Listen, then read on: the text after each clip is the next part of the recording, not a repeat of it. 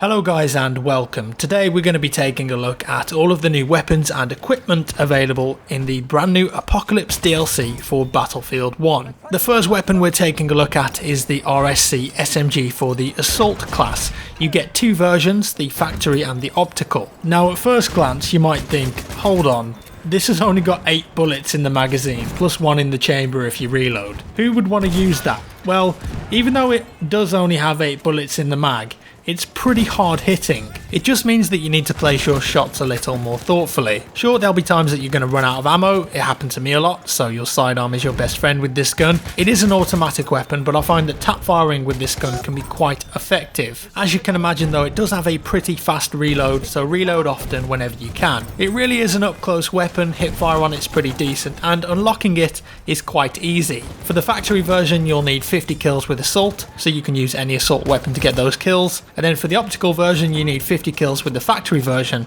and then you need to perform 300 damage in a round to vehicles. That might seem a lot, but horses and mortars count too, so if you see a mortar, get some explosive damage on it and you should get this one pretty easily. Obviously tank heavy maps like Soissons and Amiens will also give you a good opportunity to deal a large amount of vehicle damage. The Rsc Smg is a bit of a skill cannon, to be honest with you. The damage is very high and time to kill can be incredibly quick with this thing. You can go up against automaticos, but you've got to really place your shots and think about reloads, otherwise you're going to be very ineffective against good opponents and often find yourself running out of bullets.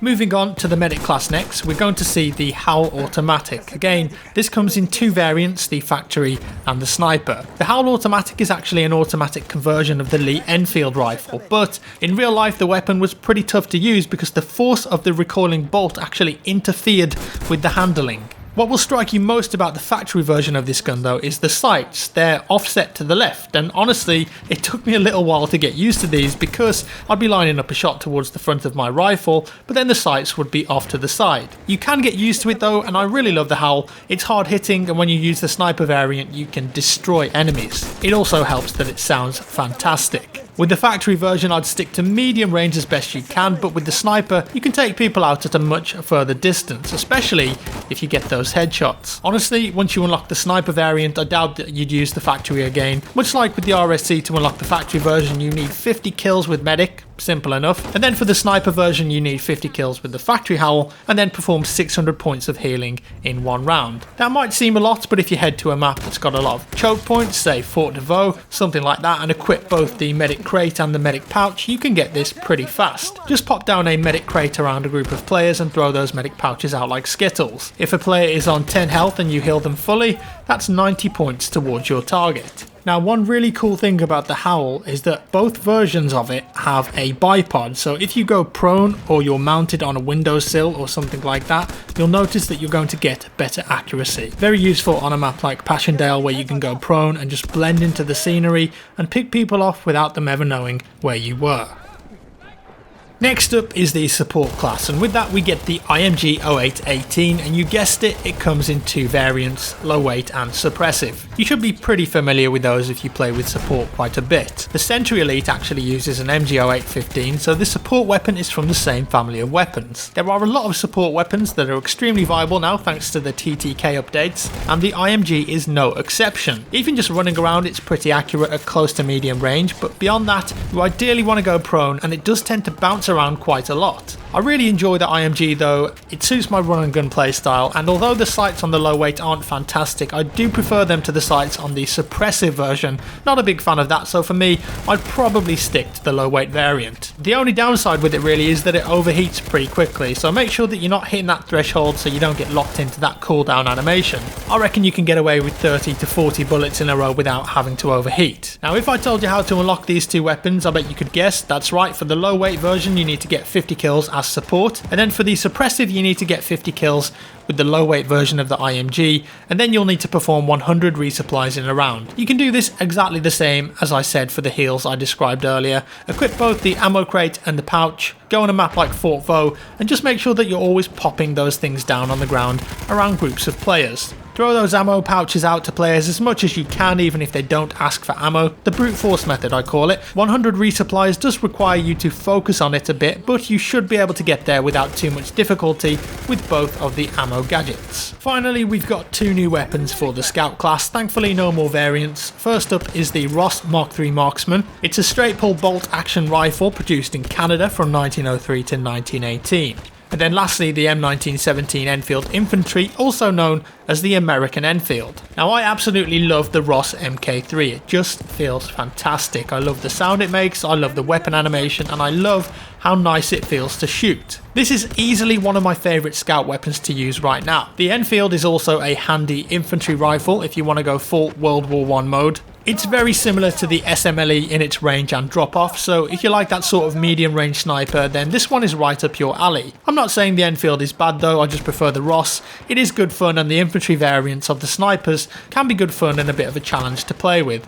I'd recommend that you give it a go. Get 50 kills as a scout to unlock the Rsc Mark III, and then use that to get 50 kills, as well as accumulating 2,500 meters of headshots with single action rifles to unlock the Enfield. The easiest way to do this is really go on a map that's got a lot of range on it. Caporetto, one of the new maps for example, can be good when you're defending, or a map like St. Quentin Scar. I think this would be pretty easy to obtain.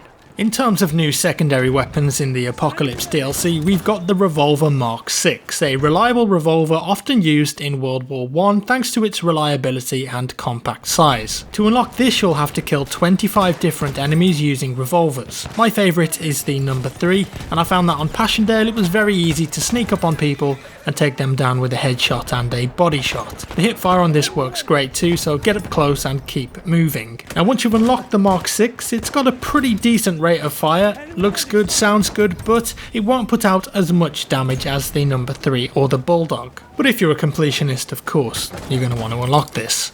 Now we also get one new gadget as well with this DLC, the Aaa Rocket Gun. I remember quite some time ago when we saw this pop up in the CTE build, and finally it's in the game now, but what exactly is it? Well, it's just like a standard rocket gun. It functions in exactly the same way, you've got to go prone to shoot it, but one big difference, it's designed to take on planes. It's an anti-air gadget. If you fire this thing near a plane, the projectiles will explode when close and cause flak splash damage. As you can imagine though, it's not going to be doing that same damage to ground vehicles, so you need to pick and choose what vehicles you're going to focus on. Do you want to be an assault guy who specifically deals with the air, or would you rather deal with vehicles on the ground like tanks and armoured cars? There's a new grenade here known as the Improvised Grenade. Do what you can with what you've got. It's unlocked by default for everyone, and it's a little bit interesting, this one. It's got an unreliable fuse timer, which means it will explode randomly between 0.75 to 1.5 seconds, so it's a bit of a gamble, but there's a chance it could explode really quickly, and it will do a maximum of 89 damage to infantry. Not bad. Would I take it over a standard frag grenade though?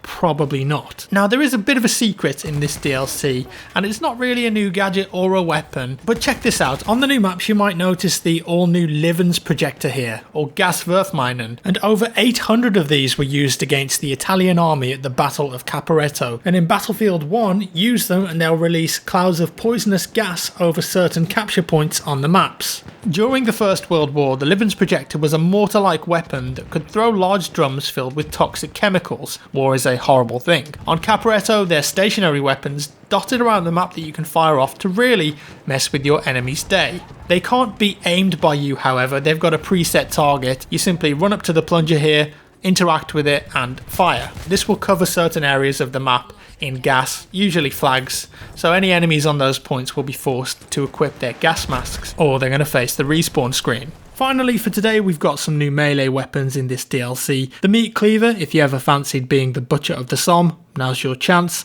The Pry Bar here, unlocked by puzzle pieces, great for prying open crates, locks and skulls. I do wonder if it could open any secret Easter egg passageways. And also the Broken Bottle. Now you can find unbroken bottles scattered around the new maps, and you can pick them up and attack enemies with them. Only one time use though. Now if you manage to kill 5 people with them, you'll unlock the secret Broken Bottle melee weapon, and you can show it off to all of your mates who probably didn't even know that it was in the game.